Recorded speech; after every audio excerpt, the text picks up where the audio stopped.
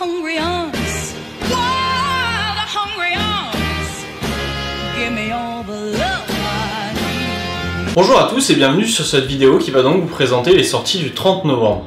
Alors je vous présente seulement les deux films que j'attends le plus comme d'habitude, et là cette semaine j'ai choisi donc Sully et Vaiana. Alors je commence tout de suite par Sully qui est un film que j'attends beaucoup parce que forcément Clint Eastwood à la réalisation, à qui l'on doit déjà $1 Million Baby ou encore Gran Torino, un réalisateur exceptionnel qui a fait vraiment des films super et qui se trompe très rarement. Et en plus là dans le rôle principal on aura donc droit à Tom Hanks, que vous connaissez tous pour Forrest Gump, Seul au monde, Apollo 13, etc.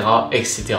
C'est un acteur génialissime, on le sait tous, on l'adore, et dans tous les films où il a joué quasiment, on le trouve génial. C'est très rare de voir un film avec Tom Hanks et qu'on se dise le film était zéro, parce qu'au final, Tom Hanks arrive toujours à relever le niveau et à faire que le film est bon et semble bien. Et je pense que Sully ne dérogera pas à la règle et que le film sera excellent. Pourquoi? Parce que déjà la bande-annonce est géniale, elle en met plein la vue et vraiment je pense qu'on ne s'ennuiera pas une seconde pendant ce film. La vie est plus facile là-haut.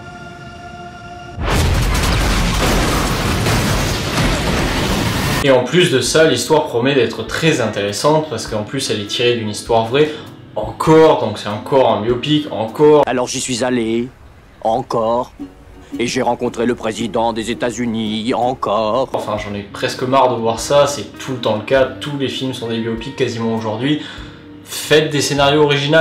On est d'accord, les biopics ça marche, mais on n'est pas obligé de faire que ça. Petit aparté, ça n'a rien à voir avec le film, mais j'en ai un peu marre de voir que des biopics au cinéma. Tous les films sont tirés ou inspirés d'une histoire vraie et je commence à en avoir un petit peu par-dessus la tête. Là, cette histoire promet quand même d'être vraiment très intéressante parce que c'est donc l'histoire d'un pilote d'avion qui a donc été obligé de se poser sur l'Hudson pour arriver à sauver la vie à ses passagers car ses deux réacteurs ne fonctionnaient plus et il allait se crasher. Ce n'est pas un crash, on a subi une perte de 2 réacteurs à l'altitude la plus basse de l'histoire de l'aviation, avec 155 âmes à bord. C'est donc un homme extraordinaire qui en quelques secondes a pris la bonne décision, ce qui a permis de sauver énormément de vies. On va se retrouver dans l'Hudson. Vous pouvez répéter, Cactus? Et le gros problème de ce film, c'est que tout le monde ne le verra pas de cet œil et qu'il sera donc soumis à un procès parce qu'on n'a pas forcément évidemment le droit de déposer des avions directement dans un fleuve. C'est assez logique. J'ai mené 1 million de passagers à destination en 40 années, mais que tout compte fait, on me jugera sur ces 208 secondes.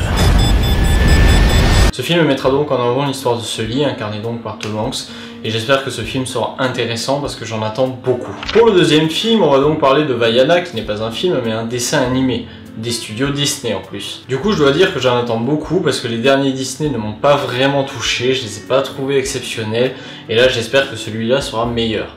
Alors, à la réalisation, c'est deux très grands noms qui ont l'habitude de travailler ensemble et qui nous ont déjà offert des Disney mémorables et vraiment splendides.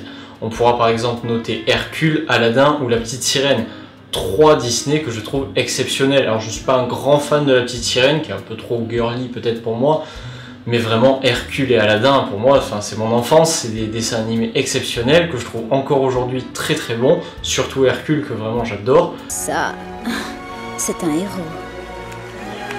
Et là on va donc retrouver ces deux réalisateurs et scénaristes de génie parce qu'ils font la réalisation et le scénario, ce qui apporte beaucoup. C'est évident que quand le réalisateur s'occupe également du scénario, forcément il est plus lié au projet et il connaît beaucoup plus de choses sur son sujet. Et là du coup je languis de voir ce que ça va donner, j'espère que ça sera aussi bon que ce qu'on avait pu voir dans Hercule parce que du coup c'est une histoire en plus qui promet d'être intéressante. L'histoire c'est donc celle de Maui, un dieu des îles du Pacifique, et on comprend aussi un petit peu de la Nouvelle-Zélande forcément qui est liée. Maui, le plus grand demi-dieu de toutes les îles du Pacifique. L'histoire promet d'être intéressante parce que du coup on en revient à des personnages humains. Partir en mission avec une gamine, pas question. Ça, c'est ma pirogue et tu vas venir jusqu'à tes feet. Ah! Après Zootopie, je trouve que ça fait du bien parce que certes c'est sympa de partir dans un délire animalier, mais c'est quand même bien de montrer des personnages humanoïdes parce que forcément les enfants s'identifient plus à des personnages comme ça. Et cette fois, je l'espère, on aura droit à un dessin animé vraiment destiné à un public enfant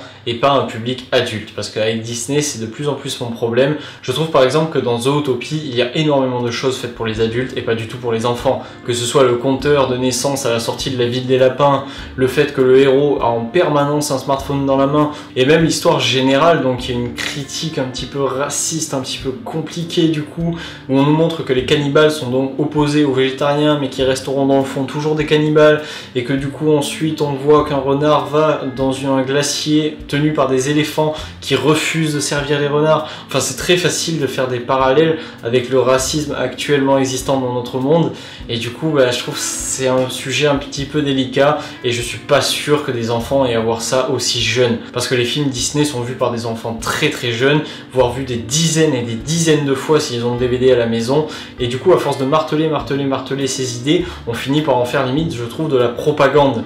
Et c'est un petit peu dommage et ça n'a rien à faire pour moi dans du Disney. Donc là j'espère que dans Vaiana on sera sur un sujet un petit peu plus léger quelque part, tant pis, mais qui du coup aborde les grands thèmes de la vie, l'amour, les enfants, etc., le courage, enfin des grands thèmes importants que tout enfant devrait avoir et voir à travers les dessins animés, et surtout les dessins animés Disney. Pour conclure, je dirais que j'attends énormément ces deux films, comme vous l'avez compris, j'irai les voir et je vous ferai une critique par la suite.